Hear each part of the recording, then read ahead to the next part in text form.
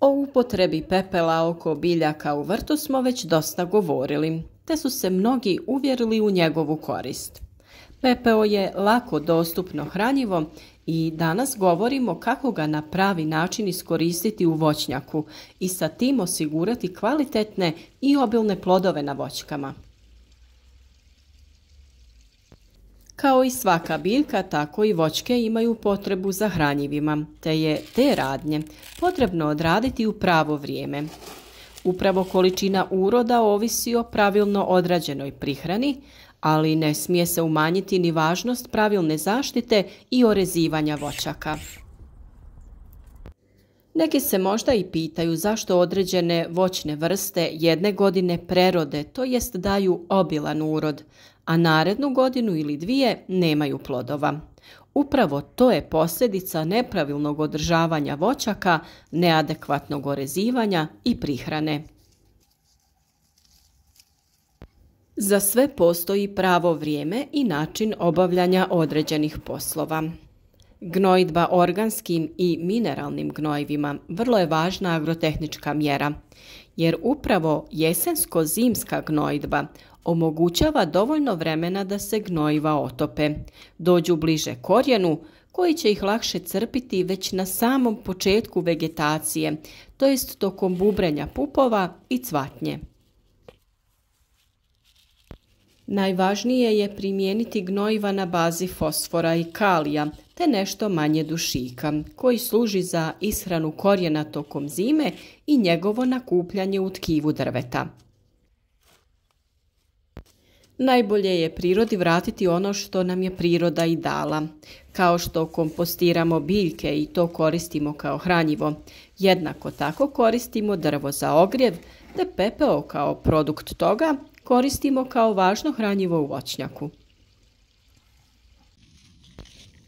Kada drvo gori, dušik i sumpor se gube u plinovitom stanju, a kalcij, kalij, magnezij i drugi mikroelementi ostaju u pepelu. Karbonati i oksidi preostali nakon paljenja koriste se za umanjivanje kiselosti tla. Također, pepeo popravlja strukturu teških glinastih tla jer razbija tlo i pomaže u prozračivanju. To gnojivo bogato kalijem općenito je dobra nadopuna uz životinjska prirodna gnojiva koja su većinom siromašna kalijem.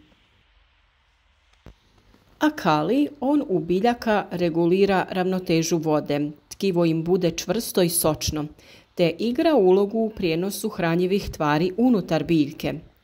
U nedostatku kalija, povrće i voće je osjetljivije na sušu, mraz, bolesti, ali i štetnike. Sam hemijski sastav pepela teško je standardizirati jer postoje velike razlike između vrsta pepela. Ustanovljeno je da pepeo sadrži puno kalija, te još od 10 do 40% vapna i 5 do 10% fosfora, te velik broj mikroelemenata. No pepeo ne sadrži dušik, pa ga je potrebno odvojeno dodavati. A u usporedbi sa mineralnim gnojivima, prosječni pepeo bi imao omjer kao NPK 0,1:3.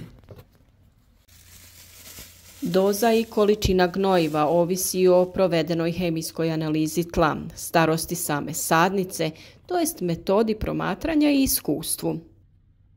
U osnovnu jesensko-zimsku gnojidbu spada i gnojidba organskim gnojivima poput stajnjaka ili peletiranih dehidriranih organskih gnojiva. Zona gnojidbe oko voćaka treba biti nešto šira od krošnje. Jesensko-zimska prihrana ima za cilj da se unese neophodna količina hranjiva potrebna voćkama, jer se tokom vegetacije znatna količina tih hranjiva koristi za rast i razvoj voćaka, plodova, lisne i drvne mase, tako da se njihova koncentracija u zemljištu smanjuje.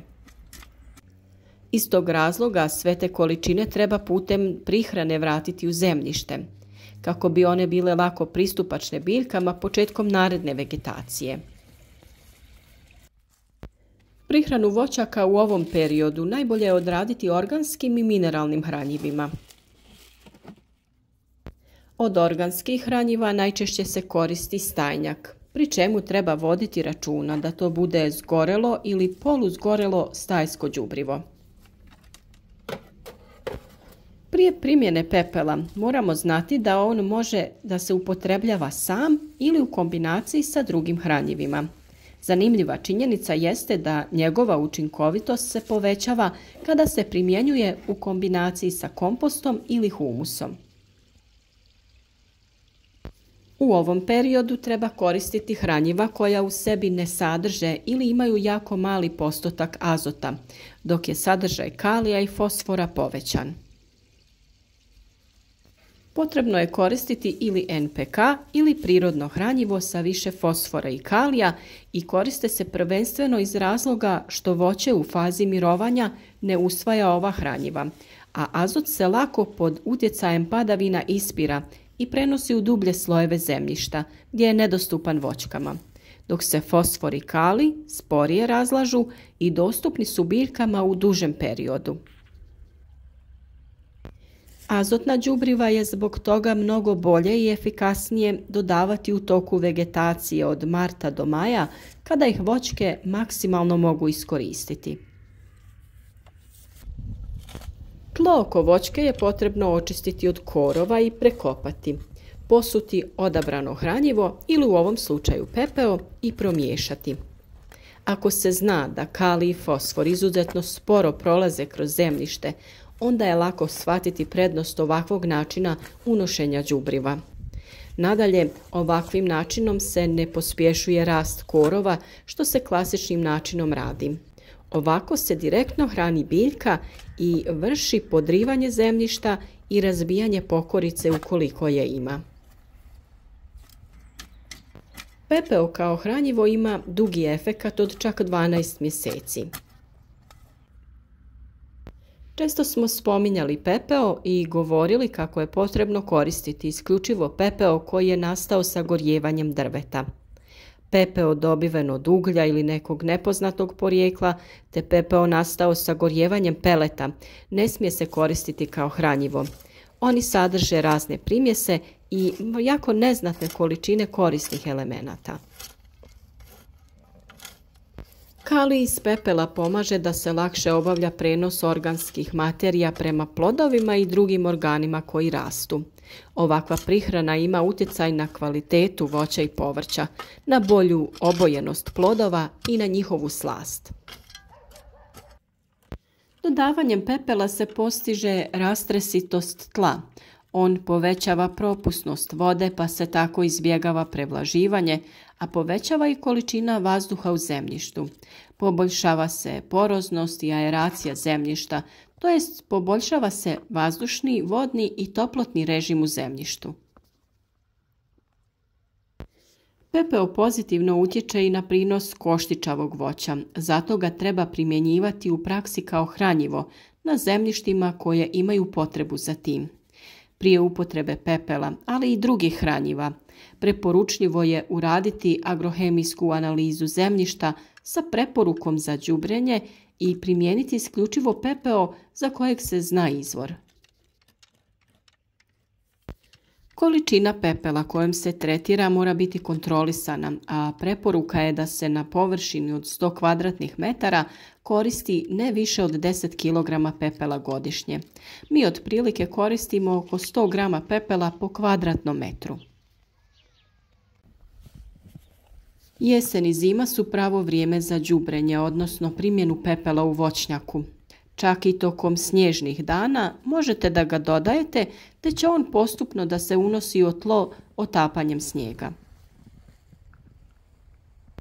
Količine pepela koje se proizvode u običnom kućanstvu su ograničene, pa se tako postupno mogu i koristiti oko voćaka, prihranjujući jednu po jednu. Pepeo drveta sadrži mnogo hranjiva poput fosfora i kalija, a on je glavni nutrijent povezan sa cvatnjom i plodonošenjem. Ipak razina kalija će ovisiti o starosti drveta koje je paljeno. Mlado drvo kao reznice ostale nakon orezivanja imati će veći sadržaj kalija od starih grana. Ukoliko se želite o tome informirati, uputila bi vas i na jedan video koji smo nedavno objavili u kojem je detaljno objašnjeno sve o pepelu, sastavu pepela nastalog od pojedine vrste drveta i utjecaju temperature izgaranja na kvalitetu pepela. Link će biti u opisu ovog videa. Upotrebom pepela iz vlastite peći uštedjet ćete na gnojivu za svoje vrtove, voćnjake, a čini se i logičnim da je najbolje zemlji vratiti ono što nam je zemlja dala. Ukoliko imate veće količine, pustite ga da se ohladi i pakujte u posude ili vrećice. Spremite na suho mjesto i koristite po potrebi tokom sezone. Ukoliko vam je ovaj video bio koristan, ostavite like, podržite na taj način naš rad. Podijelite video sa prijateljima na društvenim mrežama, te nam se javite u komentarima i podijelite vaša iskustva.